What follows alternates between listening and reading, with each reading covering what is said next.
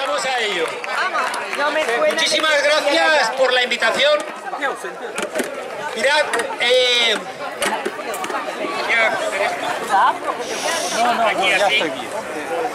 hace casi 4 años decidí, de la ejecutiva de Podemos, decidí yo venir aquí. Había una discusión acerca de si en la construcción de esa aventura política había que venir o no a Cataluña y Euskadi. Y yo fui el que dije que había que venir.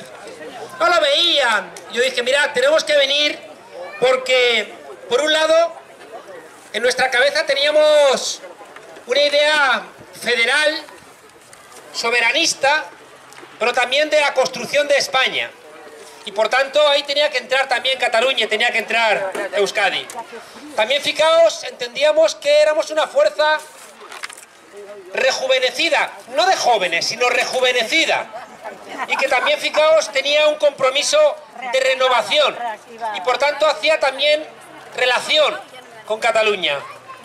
En tercer lugar, fijaos, éramos una fuerza crítica con el modelo neoliberal. ¿Y dónde? Si no, también en Cataluña tenía espacio esa pelea.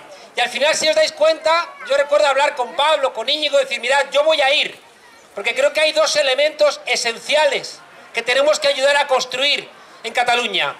Uno es la idea de la plurinacionalidad, es decir, insertar a Cataluña en su propio autogobierno y también en España. Y al mismo tiempo hacer de la lucha social una bandera que nos enseñaron nuestros mayores. Y que por tanto toda la lucha que había construido democráticamente Cataluña, que era gente que venía de la izquierda básicamente, teníamos que retomarla, ya digo, y atravesarla por ese compromiso plurinacional y ese compromiso igualmente rejuvenecedor. Y aquí vine, y si hoy estoy aquí es porque entiendo que no siempre reconozco aquel sueño que pusimos en marcha cuando miro a Podem en Cataluña. Y por tanto asumía que en la medida en que siento este proyecto mío aquí, especialmente aquí, otros sitios también he ido, claro, a casi toda España, pero aquí he venido mucho, porque entendíamos que era muy relevante. Y por tanto, ya digo, estar aquí como uno más de vosotros y de vosotras. ¿Sabéis que no tengo ningún cargo? Soy un dirigente líquido. Y también, fijaos, desde la fuerza de 2 elementos, o de 3 elementos. Uno, que siempre desde el comienzo he entendido que los círculos eran el elemento diferencial de esta formación política. Y que sin los círculos, sin realmente esta condición espontánea, rebelde, desobediente de los círculos, íbamos a terminar pareciéndonos a cualquier otro partido. En segundo lugar, también, fijaos, desde la estatura de quien ha recibido muchos disparos precisamente por estar impulsando esta formación política. Como os he dicho muchas veces, me siento como Agila, que me han fusilado, pero me han fusilado mal, ¿no? Porque aquí sigo. Y en tercer lugar, fijaos, estoy aquí también pues porque me habéis llamado. Y hay una cosa que no me canso de decir en todos lados. Hay gente que dice, no, gracias por vuestro esfuerzo, qué valientes sois. Yo siempre digo que los valientes y las valientes sois vosotras y vosotros. Es verdad que a nosotros nos disparan, nos golpean, intentan echarnos del trabajo, intentan encarcelarnos, pero yo sé lo que significa ser de Podemos, de Podem, en donde vivís, en ciudades pequeñas, en pueblos, la cara que habéis dado, el esfuerzo que habéis hecho. Y no me canso de decir, en tanto en cuanto vosotras y vosotros no tengáis miedo, nosotros no tenemos derecho a tener miedo. Así que gracias por vuestro esfuerzo. Mirad, hemos aprendido algo, no todo lo que todavía corresponde, pero hemos aprendido algo de nuestros errores. Lo habéis escuchado muchas veces decir que la constitución de los círculos la pagamos cara y que aquello que dice el dicho castellano de dar un carguillo y verás cómo es Juanillo, no ha sido ajeno a nuestra formación política, no ha sido ajeno. Y nos hemos encontrado, fijaos, por un lado la enorme generosidad, por ejemplo, de la gente del Prat, a la cual le quiero dar las gracias por este esfuerzo que habéis hecho contra viento y marea, Gracias por el coraje y por las ganas. Pero al tiempo, fijaos que ha habido, ya digo, gente hermosa, gente que ha hecho, bueno, en la mayoría, pero también hemos tenido que pagar el precio, ya digo, de esa gente que se ha creído que con un cargo eran más importantes que otros. Nos hemos encontrado con que en la discusión interna de los círculos nos hemos golpeado. Hay gente que quería ser secretario general, hay gente que se presentaba un cargo y como no se presentaba, se buscaba otro sitio para intentar seguir enredando y jodiendo. Hemos sido, fijaos, rehenes de viejos comportamientos. Y es muy importante que lo recordemos. ¿Sabéis por qué? Porque como seres humanos que somos, no vamos a estar libres de ningún comportamiento humano. Pero si tenemos memoria, las instituciones aprenden. Y por tanto esta formación política también tiene que aprender de sus errores. Y tenemos que recordar todas las cosas que hemos hecho mal para no repetirlas. Pero insisto, sería absurdo negar que en el proceso de primarias nos hemos golpeado más de lo que pensábamos que íbamos a hacerlo. Segundo elemento ha sido Vistalegre. En Vistalegre nos hemos partido la boca, no ha estado mal, ¿eh? Ayer por la noche, no, antes de ayer por la noche estuve con Íñigo, muchas horas, porque nos queremos mucho, y mira que nos hemos partido la boca. Pero ¿sabéis qué mensaje hemos dado a toda España? Que por primera vez en la historia de nuestro país reciente al menos, podemos discutir internamente, podemos discutir con mucha fuerza y después saber que estamos trabajando políticamente juntos, porque es más lo que nos une que lo que nos separa. Y eso, fijaos, y eso lo compartía antes de anoche con Íñigo, que nos invitaron Facu y Miguelito al último programa ese de No te metas en política. Y por la noche, ya digo, hablando con Íñigo, decíamos, joder, es que es verdad, ¿no?, que discutimos fuerte, ¿no? Es verdad que nos desencontramos, pero también estaba esperando, toda la gente enemiga de Podemos, estaban esperando que nos rompiéramos. Estaban todos suspirando porque de repente hubiera una quiebra y salieran de ahí otro nuevo partido para justificar, mira, se han roto como los demás. Pues les ha salido mal, les ha salido mal. Aprendamos también de esa cosa que hemos hecho bien, lo hemos hecho muy bien. El tercer elemento, fijaos, tiene que ver con algo que para mí es muy importante. ¿Qué hago? ¿Que me suba? Bueno. ¿Aquí mejor? Así no veo la chuleta. El tercer elemento, fijaos, tiene que ver con el que os decía al principio. Y tiene que ver con la exigencia de la ética, tiene que ver con la exigencia de ir más allá de los egoísmos personales. En muchos lugares del conjunto del Estado, en muchos, hemos identificado gente que no se ha comportado con los principios éticos que nosotros reclamamos para nuestra formación política. En muchos lugares nos hemos encontrado gente que simplemente quería un cargo. Nos hemos encontrado con gente que simplemente quería decir que era de Podemos o de Podem simplemente para ver si conseguía una concejalía y luego ni siquiera iban. Incluso hemos encontrado sitios donde pagaban a gente para que les hiciera el trabajo. No, esa gente no debe estar aquí. Esa gente no pertenece a esta formación política. Pero fijaos, no podemos estar libres de que esa gente venga, es imposible.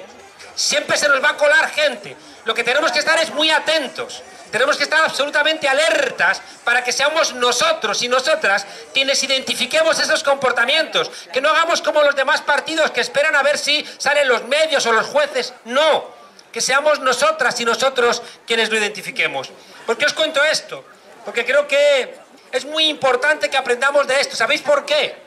Porque aquí en concreto en Cataluña es muy difícil que estemos pidiendo allá afuera a la gente generosidad para sumar y encontrar una solución al reto catalán y luego seamos incapaces de hacerlo dentro. Os digo una cosa que estaba en el corazón de Podemos cuando lo pusimos en marcha esta aventura, y era que todos nuestros comportamientos estuvieran adelantando el conjunto del país que queremos. Que cada vez que hacemos algo estamos dando el ejemplo del país que queremos, desde pequeñas tonterías. Mirad, viniendo para acá resulta que solamente había un billete en preferente. y si no, no podía venir. Y les he dicho que lo compraran. Tampoco vale tanto la diferencia. Pero le he dicho al revisor, perdonen, ¿me puede poner en turista? Y el revisor estaba como diciendo, ¿pero ¿está usted tonto o qué? Y me ha puesto en turista, y al rato ha venido y el señor me ha dicho, llevo 31 años trabajando en Renfe y es la primera vez que alguien me dice que le pase de preferente a turista. Me ocurre lo contrario. Mucha gente que quiera ver si se puede colar en preferente. Y él me decía, ¿sabes qué te digo, monedero? Me decía, creo que este tipo de gestos indican que España está cambiando. Por tanto, fijaos, cuando hacemos este tipo de cosas, estamos emocionando a la gente para que luego exija también en sus trabajos, en donde viven, comportamientos diferentes. Me escuchasteis algunos decir que estamos en un momento histórico. En un momento histórico en España, en Cataluña, en Europa y en el mundo. Mirad, vivimos en sociedades capitalistas. Y en el siglo XX ha habido 3 grandes crisis. La crisis del 29, con el crack famoso aquel, la crisis de 1973, con la subida de los precios del petróleo, y la crisis actual de 2008. ¿Sabéis por qué es muy importante? Porque la respuesta que hemos dado siempre en estas 3 crisis en España ha sido la misma. Primero, enfadarnos con el poder que ha utilizado la crisis para intentar mantener su tasa de ganancia sobre los hombros de las mayorías. Gracias por ponernos música, compañeros. Fijaos que en 1929, ¿sabéis cómo respondimos aquí? Respondimos en 1931, y esto es lo más relevante, juntándonos clases populares y clases medias para acabar con el antiguo régimen, y trajimos la Segunda República. Y fue tan importante ese encuentro de clases medias y sectores populares, donde las clases medias se beneficiaron del incipiente Estado social, se beneficiaron de colegios bilingües, se beneficiaron del voto femenino. Y también los sectores populares, por vez primera, tuvieron alfabetización, acceso a la cultura con nuestro buen amigo Lorca, ¿no? Con la barraca, entregando cultura a los sectores populares, con educación para los sectores también populares. Fue tan importante ese encuentro que tuvieron que dar el golpe de Estado del 18 de julio del 36. Crisis del 73, otra vez lo mismo. Todos los beneficios sociales, a darles marcha atrás para que las minorías pudieran mantener su tasa de ganancia. ¿Cómo respondimos? ¿Recordáis? Con la Plata Junta. Se juntaron sectores de clases medias y sectores populares para salir del franquismo. Recordad que el último presidente de la dictadura fue el primer presidente de la democracia, Arias Navarro. Y fue la gente juntándose la que fue capaz de frenar aquello. Yo siempre digo que ahí hubo un error. Y fue Santiago Carrillo, que lo celebran mucho, lo celebran mucho.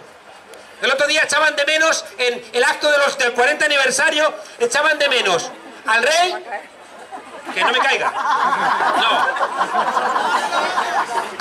echaban de menos al rey y a Carrillo, ¿no? Y uno decía, vamos a ver, es que Carrillo, recordáis, que pidió con los pactos de la Moncloa que los trabajadores regresaran a sus casas, para que no hubiera la subida de la inflación y las reclamaciones laborales. ¿Y sabéis para qué sirvió eso? Para nada.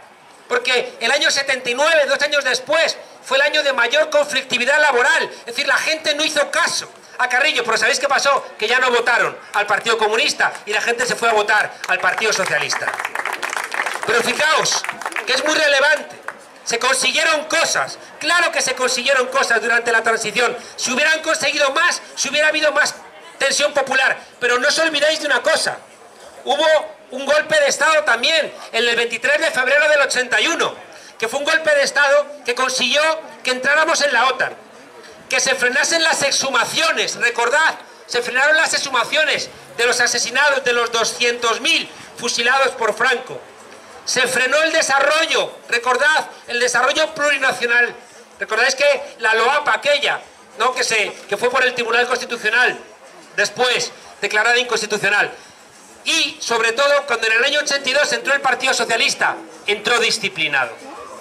¿Por qué os cuento esto? Porque hay una tercera crisis, la de 2008, y ocurre lo mismo. ¿Sabéis qué pasó? Que nos juntamos en las plazas, sectores populares y clases medias empobrecidas, nos juntamos en las plazas, la gente que venía con las luchas tradicionales, las luchas laborales, las luchas de la vivienda, el no a la guerra, en la universidad, y se juntaron también sectores de clases medias que de pronto, fijaos, rompieron la promesa en la que se sustentaba la transición, que era que los hijos tenían el derecho a vivir mejor que los padres y los nietos a vivir mejor que los abuelos. Y de repente esa promesa se quebró y de repente nos encontramos en las plazas, ya digo, sectores populares y clases medias.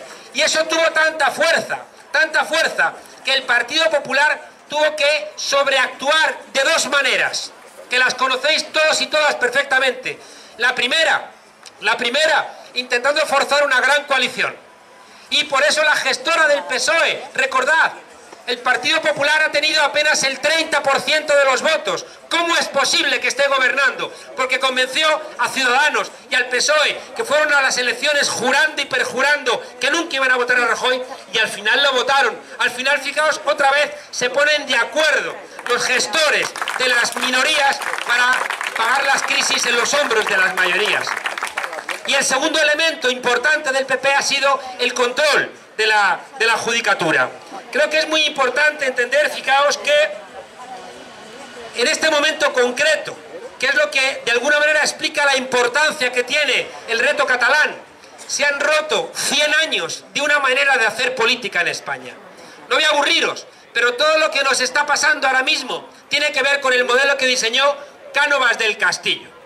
Cánovas del Castillo se asustó, ¿sabéis de qué? Pues como buen burgués, se asustó de la Primera República. La Primera República que expulsó por vez primera a los Borbones de nuestro país. Y fijaos, para evitar que ocurriera eso, ¿sabéis qué hizo Cánovas del Castillo? Diseñó un modelo que a día de hoy sigue vigente. El primer modelo, bueno, sigue vigente, ha estado vigente. Lo primero era, fijaos, era un modelo bipartidista. Es decir, que necesitaban asumir el sufragio universal. Cánovas siempre estuvo en contra del sufragio universal. Decía, coño, si los pobres son más que los ricos, si les damos el voto nos van a joder. El argumento no era malo. Había otro, más listo que él, que dijo, no, les vamos a dar el voto y nos van a votar a nosotros. Cuidado, que por lo general los ricos no dan puntadas sin hilo. Cánovas del Castillo diseñó el bipartidismo, liberales y conservadores, que como veis se parece bastante a lo que hemos visto de ese juego entre el Partido Popular y el Partido Socialista. El segundo elemento que diseñaron, que era la monarquía. Pero no os olvidéis de una cosa, desde Fernando VII y desde Cánovas del Castillo, de una manera más clara, el rey era el jefe de los ejércitos,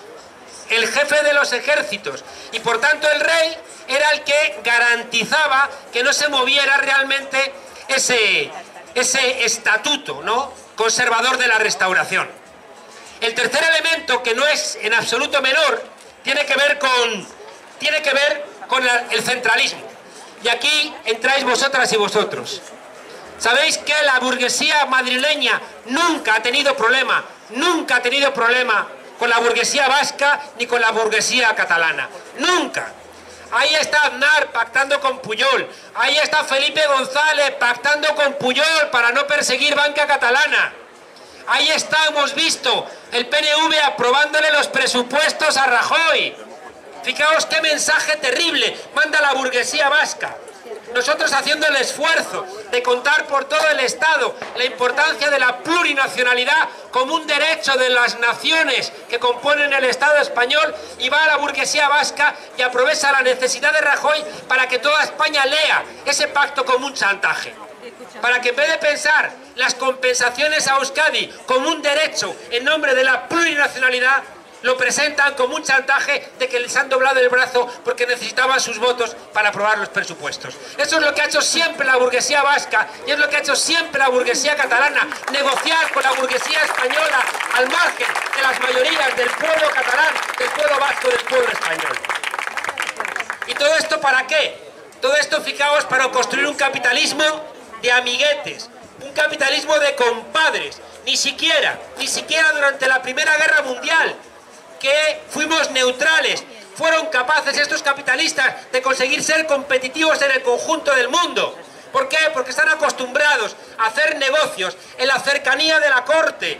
Ahí los tenemos, los Arturos Fernández, los Villar Mir, y fijaos, al final se juntan todas las piezas. Dos partidos políticos muy cercanos al poder económico, un rey que actuaba como el gran lobista y siempre la amenaza del ejército: si os portáis mal, intervenimos. Todo esto, fijaos, se les ha roto. Y eso es lo relevante. No estarían tan preocupados.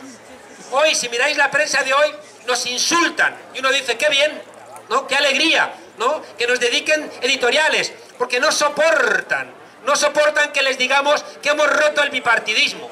No soportan que digamos que si Felipe VI hace lo mismo que su padre, va camino de Estoril, como su bisabuelo. Y que si no hace lo mismo que su padre, los poderosos lo van a echar.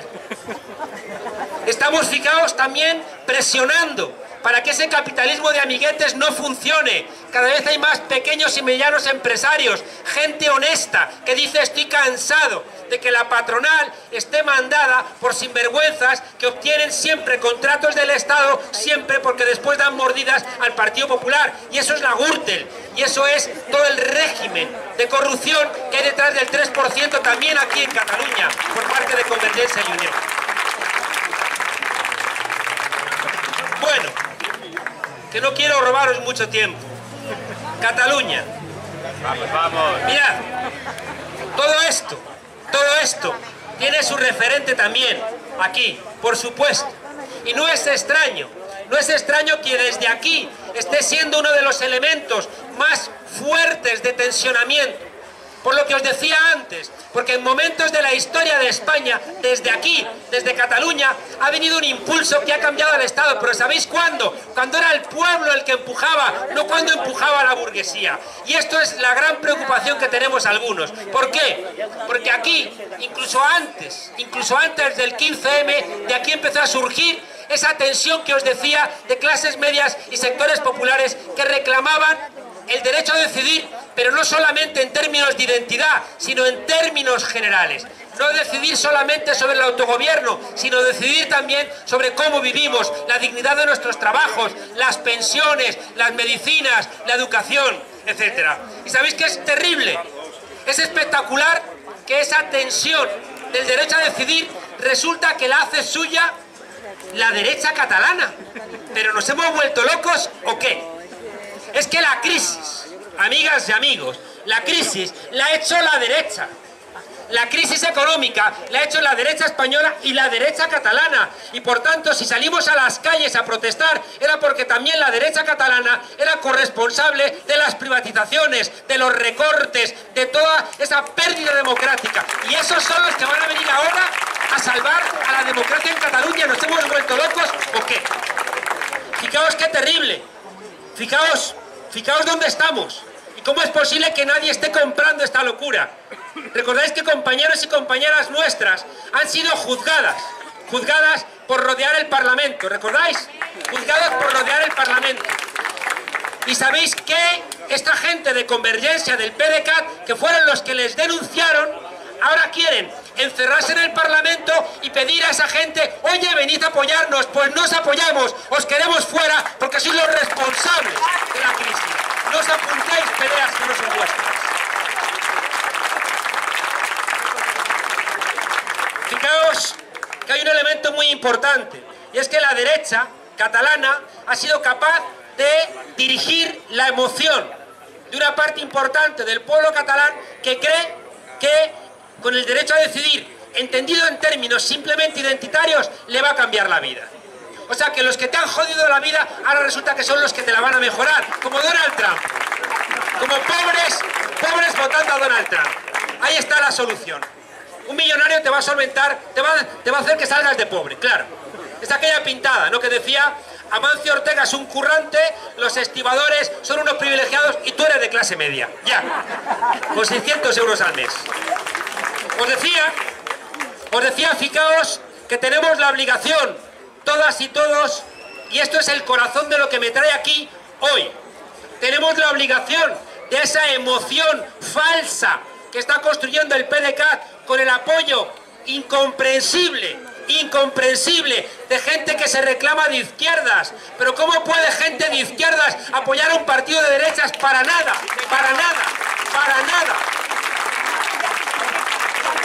Entonces, tenemos la obligación, fijaos, todas y todos, de colocar al lado de esa emoción que ahora la quieren circunscribir al referéndum del 1, tenemos que ser capaces de colocar una emoción enfrente. Y aquí todos somos responsables de esa construcción. Estamos en condición de emocionar como emocionamos hace 4 años. Hay una cosa necesaria. Yo creo que sí. Yo creo que solamente va a solventarse el reto catalán cuando Pablo Iglesias esté sentado en la Moncloa. Y eso creo que es el corazón de la emoción que tenemos que ser capaces de transmitir. Pero cuidado, cuidado, y vuelvo a lo que os decía antes. No vamos a ser capaces de convencer a nadie de que vamos a ser capaces a su vez de convencer a un par de millones más de españoles y de españolas si no somos capaces nosotros mismos de llevarnos bien. ¿Cómo demonios vamos a convencer a 2, 3 millones más de españoles y de españolas si el mensaje que estamos lanzando es que estamos peleados entre nosotras y nosotros? Así no funcionan las cosas. Por tanto, pensemos un poquito en términos de generosidad. Hay algo, fijaos, que lo tengo absolutamente claro. Creo que Podemos ganó aquí en Cataluña y Podemos ganó las elecciones en Euskadi. ¿Sabéis por qué?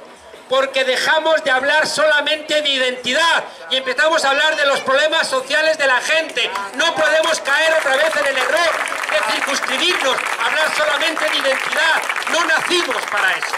La identidad es un mito. Y hay gente, hay tanta gente. Me contaba Carolina ayer una encuesta.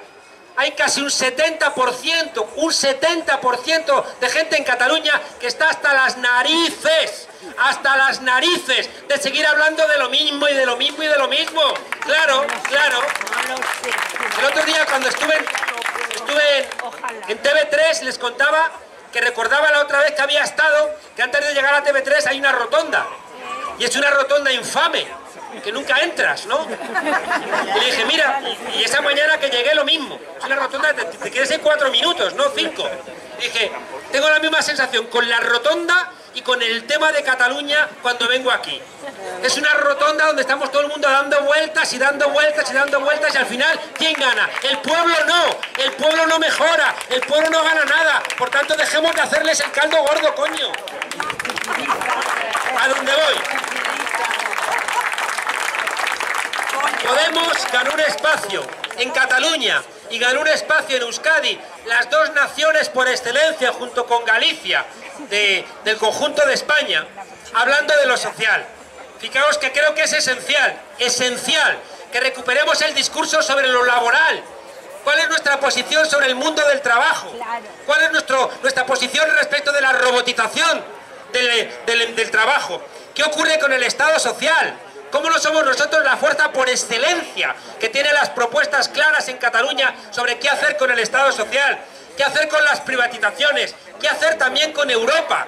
O sea, ¿cómo es posible que no seamos nosotras y nosotros los que entendamos que la solución al reto nacional tiene mucho que ver con Europa? ¿Y cómo es que no somos nosotros y nosotras los que estamos dedicando más tiempo a hablar de Europa y menos tiempo a mirarnos el ombligo? Fijaos, en Podemos tenemos clarísimo, desde hace 4 años, cuál es nuestro objetivo esencial. Y nuestro objetivo esencial es sacar al PP y a sus políticas. Ahí no nos engañemos, ¿eh? Ahí no nos engañemos. Resulta que yo escucho últimamente que hay un nuevo PSOE. ¿Lo escucho? Lo dijo Ábalos. Por favor, ¿puedes parar un momento? Sí. Es que no me dejan escucharte. Ya está bien. Es que está ahí. Dejadle escuchar, coño. Malvada. No, te voy a escuchar a ti. Así no he venido a ver. Bueno. Decía, compañeras, a ver si vamos a romper. Bueno, seguimos. Decía que escuchamos últimamente escuchamos últimamente, compañera, PSOE, lo dice Pedro Sánchez y lo dice Ábalos, será que antes había un viejo PSOE. Entonces no nos regañéis, porque no queríamos gobernar con ese viejo PSOE que estaba en manos de Ciudadanos. No nos engañemos con eso, ¿eh? No nos engañemos con eso. Fijaos que no queremos al Partido Popular y no queremos tampoco a sus políticas. No queremos la corrupción y no queremos el control de los jueces. En el camino, fijaos, hemos conseguido cosas espectaculares. Y lo hablaba el otro día con Pablo. ¿Por qué ha cambiado el Partido Socialista? ¿Por qué las bases han sido capaces de resucitar a Pedro Sánchez? ¿Por qué Pedro Sánchez tiene que hablar de plurinacionalidad? ¿Por qué tienen que hablar en contra del CETA? Porque nosotros les hemos obligado. Y ahora hay un elemento esencial. Fijaos, hay una cosa que vamos a tener que ver si se repite o no se repite.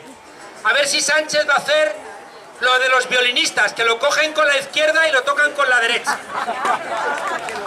Hablan mal con razón del CETA, pero el CETA ha sido aprobado con la abstención del Partido Socialista. Hablan de la plurinacionalidad, pero lo primero que ha hecho es reunirse con Rajoy y darle apoyo en la negación de cualquier tipo de discurso. Ojalá, y os lo decimos de corazón, ojalá haya un nuevo PSOE. Lo necesitamos. Para salir del Partido Popular y de sus políticas necesitamos ese impulso que se ha demostrado. Yo tengo mis dudas. Y ahí hace falta, compañeras y compañeros, que cada vez que veamos que el Partido Socialista incurre en contradicciones o que dice una cosa y hace la contraria, que se lo recordemos en nombre de la honestidad y en nombre de la posibilidad de cambiar la política. Que no vuelvan a engañarnos.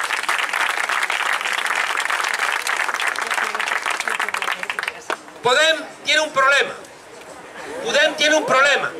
Y es que, pero es un problema, fijaos, que al mismo tiempo es una bendición. Y es que nos parecemos mucho a Cataluña. Podem es el partido que más se parece a Cataluña. ¿Y sabéis qué significa eso? Que tenemos muchas cosas. Tenemos gente que es independentista, gente que le preocupa lo social, gente que le interesa una inserción de Cataluña en el conjunto de España, gente que le interesa diferentes cuestiones. Y aquí os pido a todas y a todos una reflexión. Bajamos todos un poquito nuestra bandera para que la bandera de los demás se pueda ver, o de nada sirve que nos parezcamos a Cataluña, porque no vamos a ser capaces de sumar una nueva mayoría. Y aquí os digo solamente que reflexionéis sobre dos cosas. A la gente que la tenemos dentro, que es independentista, yo les diría, nunca en la historia de España ha habido tanta fuerza para el discurso plurinacional como el que hay ahora. Y Podemos es la única fuerza política que puede decir lo mismo aquí, en el Prat, en Triana, en Cáceres, en Badajoz o en cualquier lugar. Reconozcamos ese logro que hemos conseguido. Y es muy importante que la gente que tiene su sueño independentista, que tiene derecho a tenerlo, que reconozca que con ninguna otra fuerza, como con Podemos, se ha ido más lejos en el reconocimiento de la plurinacionalidad. Y al mismo tiempo, a la gente que yo no soy independentista, creo que me exijo a mí mismo que reconozcamos el derecho al autogobierno en Cataluña, que reconozcamos que Cataluña es una nación, que reconozcamos que Cataluña tiene la obligación de construirse a sí misma. Y yo también le pido que nos ayude a construir España y que los dos entonces entendamos que podemos convivir, que los dos ganamos, que los dos mejoramos nuestras posiciones estando juntos. Creo que nos encontramos una gran mentira por parte del PDeCAT, y creo que tenemos que clarificarla. Fijaos que ellos tienen la voluntad de no quedar como mentirosos. Ellos prometieron que en 2017 iba a estar construida la independencia, y es mentira. Mintieron a la gente y sabían que era mentira. Quien sepa un poco de historia sabe que esos son ensoñaciones que no funcionan. Nunca puede haber una independencia si no es con violencia o con mutuo acuerdo. Y ponerle fecha solamente era una estratagema para que el PDeCAT, Convergencia y Unió, nos despistara de la corrupción en la que habían metido a Cataluña y para conseguir salir de los recortes y que este pueblo lo olvidara. Para eso le ha servido al PDeCAT enarbolar la marca de la independencia. Fijaos que creo que es muy importante que no caigamos en una mentira. Ni el gobierno de España es España, ni la Generalitat son los catalanes. No les regalemos eso. El Estado español es el Estado español y los españoles somos otra cosa. Y los catalanes no son la Generalitat, es otra cosa mucho más rica, mucho más plural. No les regalemos esas mentiras que solo sirven para sus juegos y sus estratagemas. El PDeCAT, apoyado, como os digo, para mí insólitamente, por fuerzas de la izquierda, no tiene un proyecto de país, tiene solamente un proyecto de gobierno. No les regalemos lo contrario, que nos cuenten cuál es su proyecto de país. No lo tienen. Dicen, vamos a ir a un referéndum. ¿Y al día siguiente qué? ¿Y al día siguiente qué? No lo explican porque no les interesa. Están ganando tiempo, por tanto tenemos la obligación de no comprarles esas mentiras. Claro que nosotros estamos a favor de las consultas, claro que nosotros estamos a favor de la democracia, pero lo que no permitimos es que gente haciendo trampas quiera usurpar los derechos democráticos para otras cosas que no son los intereses de las mayorías. ¿Qué están planteándonos? Fijaos, nos están planteando, no, es que en nombre de la participación, en nombre de la democracia, hay que ir a votar. ¿Y sabéis qué van a decir si les dijéramos, es verdad, vamos a participar en el referéndum? ¿Sabéis qué nos dirán al día siguiente? Vale, ya habéis entrado en eso, pero tenéis que votar que sí, porque votar que no cambia las cosas, y por tanto votar que no sería de gilipollas. Y entonces diríamos, pues vamos a ir y vamos a votar también que sí. Es decir, si os dais cuenta, con esa estratagema, lo único que estamos haciendo es haciéndoles que ganen tiempo para lo único que les interesa, que es repartirse el melón independentista en las elecciones entre Esquerra, la CUP y el PDeCAT. Eso es lo que están haciendo.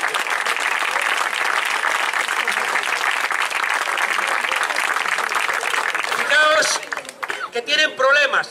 Nosotros hemos sido honestos y os he venido aquí a contar en primer lugar que tenemos problemas, dificultades, claro que las tenemos, pero el PDeCAT no nos engañemos, el PDeCAT lo que está haciendo es intentando ya echar a los mayores. Hay una nueva generación que dice, ganemos tiempo, y que el MAS y los demás se pierdan, ¿no?, en la memoria.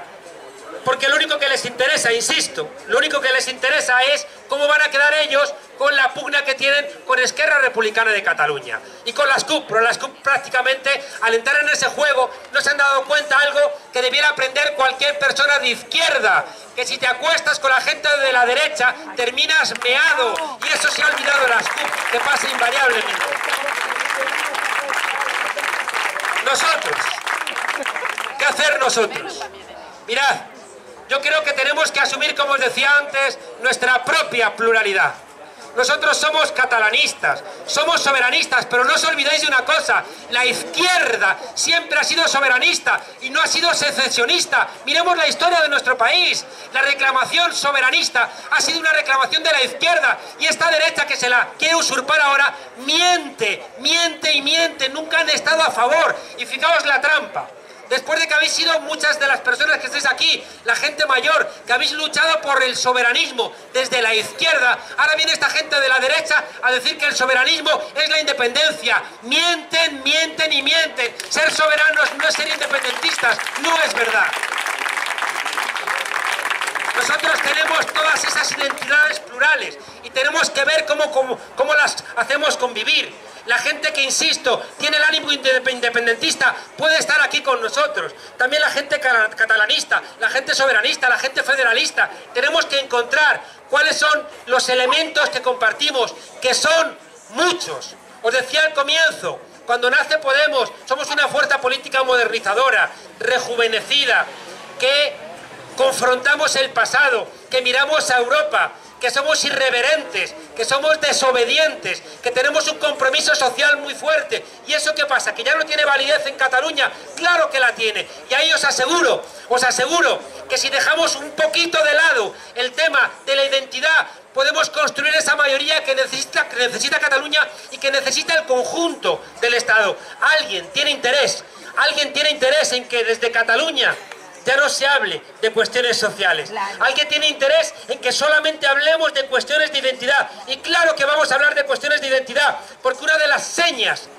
centrales de Podemos es la plurinacionalidad, por supuesto, pero nadie nos va a obligar a que dejemos de hablar de cuestiones sociales, porque es también el corazón de lo que hacemos aquí. Nacimos porque nos están robando la democracia, y si nos olvidamos, estamos traicionándonos a nosotros mismos. Termino. El 80% de los catalanes y las catalanas saben que el modelo de las autonomías está agotado. Ya no funciona, ya no sirve.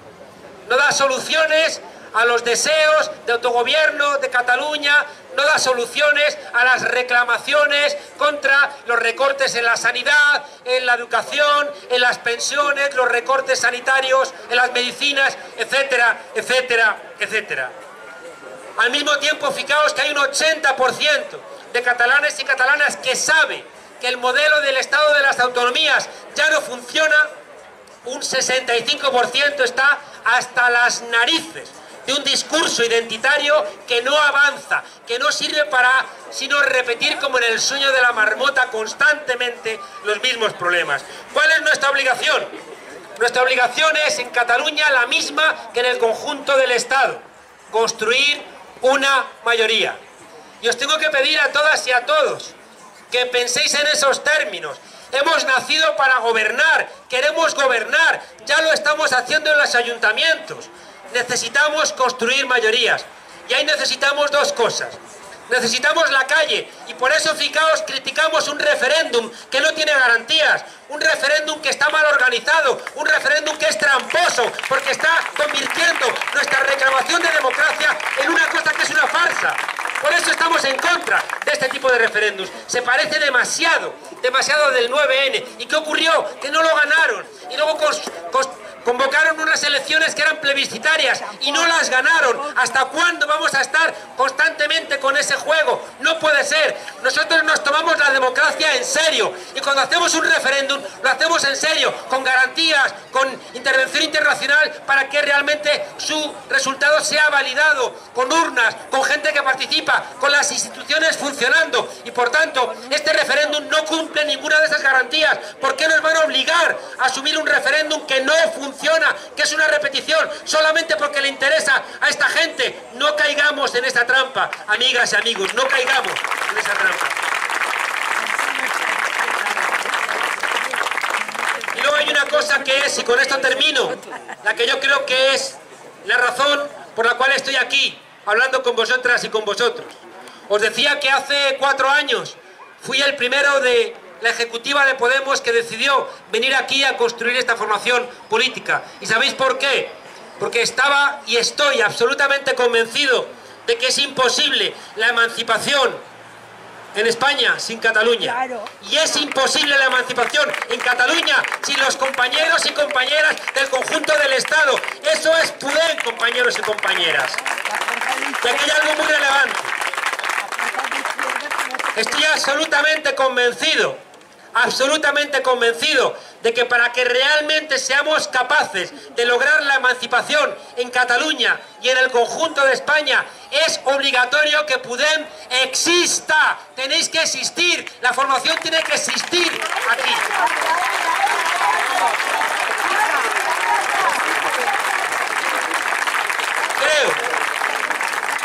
Creo que fue un profundo error. Creo que fue un profundo error que en el nuevo sujeto político no aparezca el nombre de Podem. Fue una falta de generosidad. Fue una falta de generosidad. Estoy convencido de que tenemos que ir juntos y juntas. Estoy convencido de que tenemos que ir con los demás compañeros y compañeras, pero tenemos que ir con nuestra identidad, con lo que significamos. Somos la única fuerza con una referencia estatal. ¿Cómo demonios vamos a cargarnos eso? Si es lo más relevante. Claro, pero si es que fijaos, si es que la fuerza que tiene Podem es precisamente que es la fuerza hermana de otra fuerza en el conjunto del Estado. ¿Quién no quiere que eso funcione? ¿Quién no quiere que las cosas funcionen? Por tanto, fijaos, el planteamiento final sería: tenemos que hacer el esfuerzo para que las diferentes identidades que configuran Podem dialoguen. Dejemos, amigas y amigos, de pelearnos. Os repito lo que os he dicho antes. Me he partido la boca con muchos compañeros y compañeras y hoy son mis compañeros y compañeras en la lucha, juntos y juntas. Por favor, discutamos de política, pero tengamos la madurez suficiente de trabajar después, juntas y juntos. Segundo, creo que Podem es una formación política necesaria en Cataluña para conseguir los objetivos de emancipación. Así que a seguir construyendo Podem, compañeras y compañeros. Y lo tercero, creo que nadie entendería que Podem no fuera, junto con los demás compañeros, de eso que se llama el nuevo sujeto. Tenemos que ir juntos, pero tienen que reconocernos nuestro nombre, nuestra identidad y nuestra importancia.